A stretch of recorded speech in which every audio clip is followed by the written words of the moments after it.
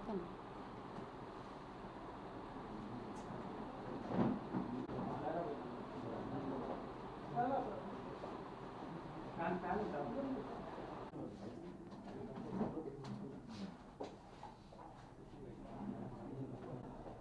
అందరికీ నమస్కారం అండి.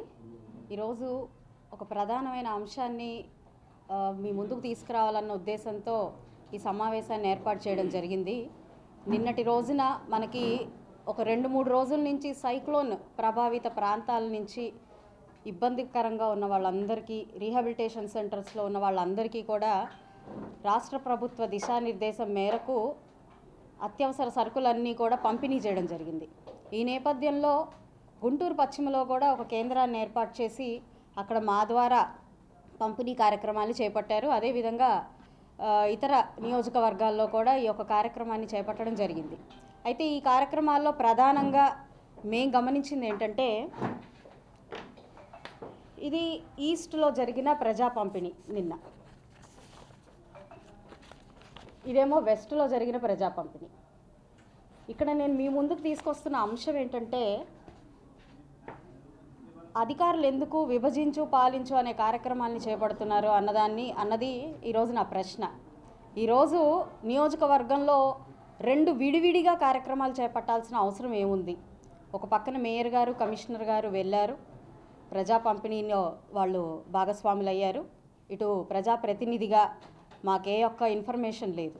అదేవిధంగా మాకు ఒక డైరెక్షన్ ఇచ్చారు, మాకు ఒక కేంద్రం దగ్గర ఈ ప్రజా పంపిణీ చేయాలి అని అడిగారు.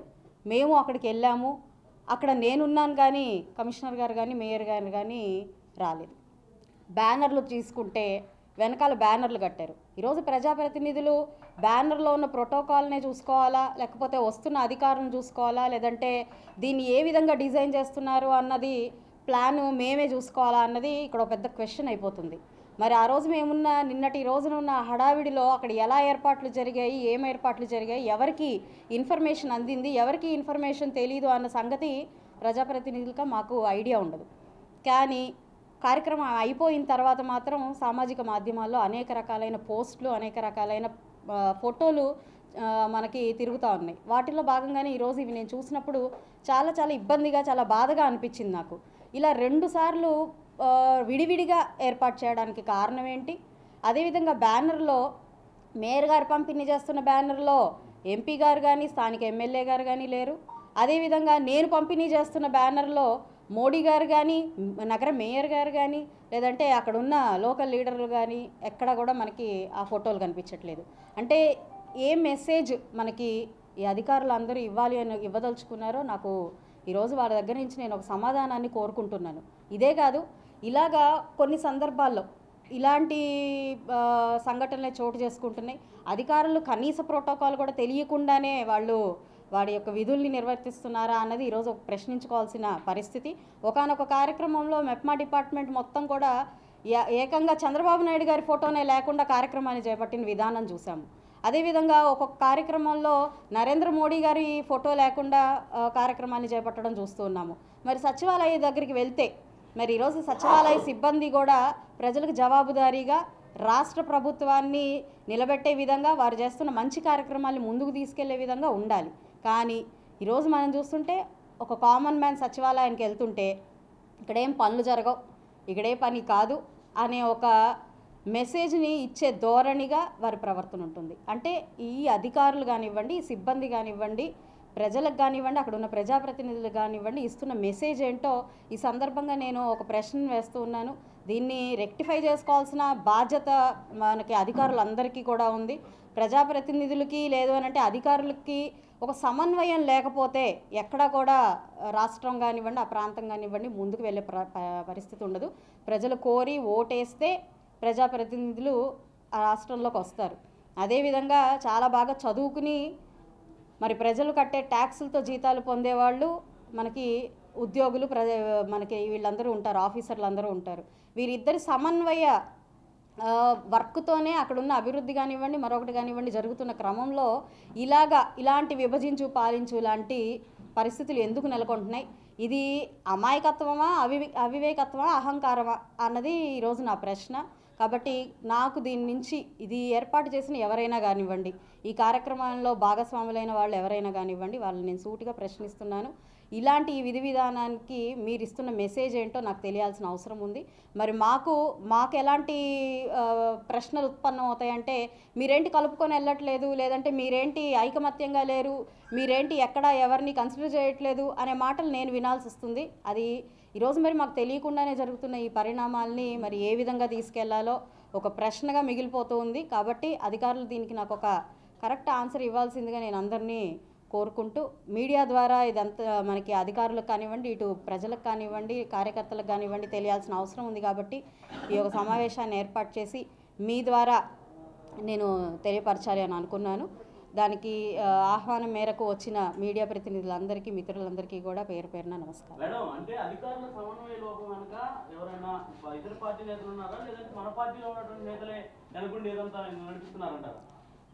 అదేనండి క్వశ్చన్ నేను వేసాను, ఆన్సర్ వాళ్ళు ఇవ్వాల్సి ఉంటుంది. దాని వెనకాల రీజన్స్ ఏంటి, ఎవరు కారణాలు, లేదంటే నిజంగానే అమాయకత్వంలో ఉన్నారా, లేదా ఇంకా కూటమి ప్రభుత్వాన్ని అధికారులు యాక్సెప్ట్ చేయట్లేదా అన్న విషయాన్ని మరి వాళ్ళే క్వశ్చన్ చేసుకొని దానికి ఆన్సర్ ఇవ్వాల్సిన అవసరం మాకుంది. ఈ అధిష్టానం దాకా వెళ్ళడం కోసం మాత్రమే ఈరోజు ఈ మీడియా సమావేశాన్ని ఏర్పాటు చేశానండి. నేను అధికారులు అనంటే ప్రతి డిపార్ట్మెంట్లో చూస్తున్నామండి. ఇందాక నేను మెప్మా గురించి చెప్పాను. అంతా మరి మెప్మా డిపార్ట్మెంట్లో చేస్తూ నారా చంద్రబాబు నాయుడు గారి ఫోటో లేకుండా కార్యక్రమాన్ని చేపట్టడం కానివ్వండి, మరి మోడీ గారి ఫోటో లేకుండా కొన్ని కార్యక్రమాలు చేపట్టడం, అది అంటే అంత మర్చిపోయి ఎంత ఉన్న పళంగా చేస్తున్నా కూడా నేను అడిగినప్పుడు వారు ఇచ్చే సమాధానం ఏంటంటే హడావిడి అయిపోయిందండి. హడావిడి అయిపోయినంత మాత్రాన మనకి నాయకుల్ని మర్చిపోతున్నామా, స్థానికంగా ఉన్న ప్రజాప్రతినిధులు మర్చిపోతున్నామా అన్నది ఇక్కడ ప్రశ్న. 2 సార్లుగా అసలు ఒక కార్యక్రమాన్ని చేయాల్సిన అవసరమే ఉంది. ఇది గవర్నమెంట్ కార్యక్రమం. గవర్నమెంట్ కార్యక్రమంలో అటు మనకి సిబ్బంది, ఇటు అదేవిధంగా డిపార్ట్మెంట్ వాళ్ళు, ఇటు ప్రజాప్రతినిధులు అందరూ కలిసికట్టుగా చేస్తే సరిపోతుంది కదా. దానికి 2 కార్యక్రమాలుగా ఏర్పాటు చేసి ఎవరికి వారు చేసుకోవాల్సిన అవసరమే ఉంది. దీని వెనకాల ఉన్న ముఖ్య ఉద్దేశం ఏంటి, ఇది ప్లాన్ చేసిన అధికారులు ఎవరో కూడా మనకి తెలియాల్సి ఉందండి.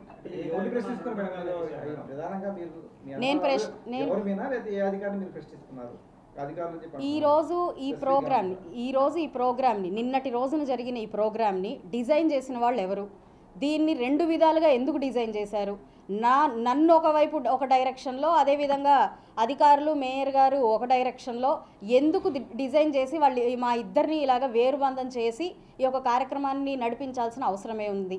అదేవిధంగా అక్కడ ఏర్పాటు చేసిన ఫ్లెక్సీలు ఎవరు ఏర్పాటు చేశారు, మా దగ్గర ఏర్పాటు చేసిన ఫ్లెక్సీలు ఎవరు ఏర్పాటు చేశారు, ఆ ఫ్లెక్సీల్లో ప్రోటోకాల్ ఎందుకు పాటించలేదు, ఇక్కడ ఫ్లెక్సీల్లో ప్రోటోకాల్ ఎందుకు పాటించలేదు అన్నది నా ప్రశ్న. దానికి కారణమైన వాళ్ళందరికీ ఈ ప్రశ్న. అంతే. ప్రతిసారి మీరు నియోజకవర్గంలో సమస్యలు వెలుగుతున్నారు, ఒక సమస్య కూడా పరిష్కారం అవ్వట్లేదని మీరు ప్రతిసారి కౌన్సిల్లో చెప్తున్నారు. దాని మీద ఏమైనా అధిష్టానం దృష్టికి తీసుకెళ్తారని? 100% అండి. ఈరోజు కౌన్సిల్ సమావేశాలు కావచ్చు, లేదంటే మీడియా ద్వారా వెళ్తున్న సమాచారం కావచ్చు, ప్రతి ఒక్కటి కూడా పైన గమనిస్తూనే ఉన్నారు.